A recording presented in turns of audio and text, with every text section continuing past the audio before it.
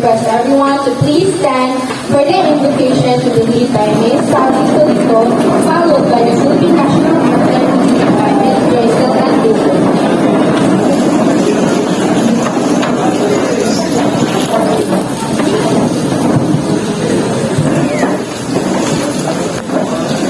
Let's pour our presence in the name of the Lord, in the name of the Father, the Son, and the Holy Spirit. Amen.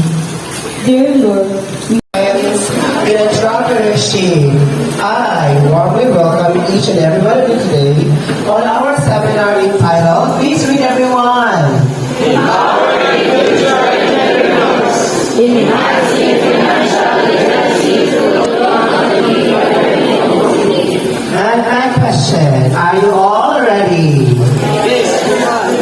Ready na sila, sir?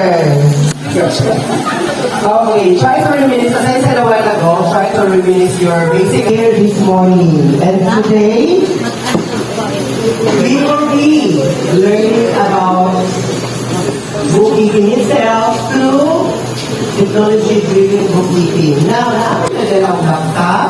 Yes, sir. Yan ang wala man. Bakit? Wala yung mga laptop. That is fine. Most importantly, kami lang ang ganon. Kaya there are two ways to learn about bookkeeping. Through technology and through manual. Kung may naasap sila, i-equivalent kay atinan sa Cagayan today, na whole day seminar. Later, they will send a message for all of us. Then it will be read by via computer or via laptop. Okay? If you have some questions, clarifications, that can be done later after the seminar with Sir Nelson Gabriel, our CPO. No? So, without further ado, let's begin our seminar.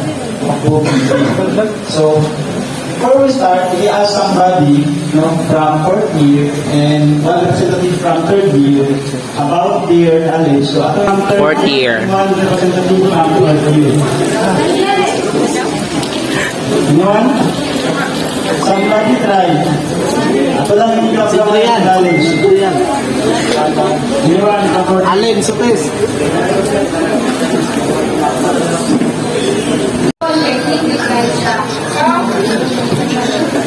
Confidence also in managing financial records more efficiently and accurately. So, yes, bookkeeping is, yes, hindi siya simple, hindi siya dali, but we need to know kung sa hindi siya because it is also a crucial process, especially when it comes to building or creating your business in the future.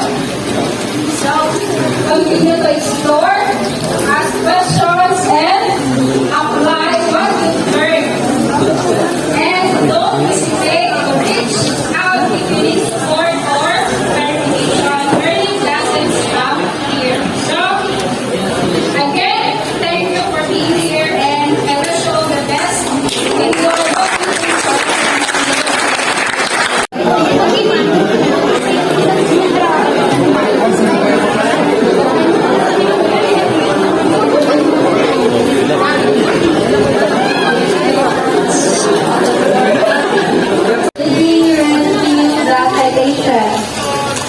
Certificate of Commendation. This certificate is presented to Nelson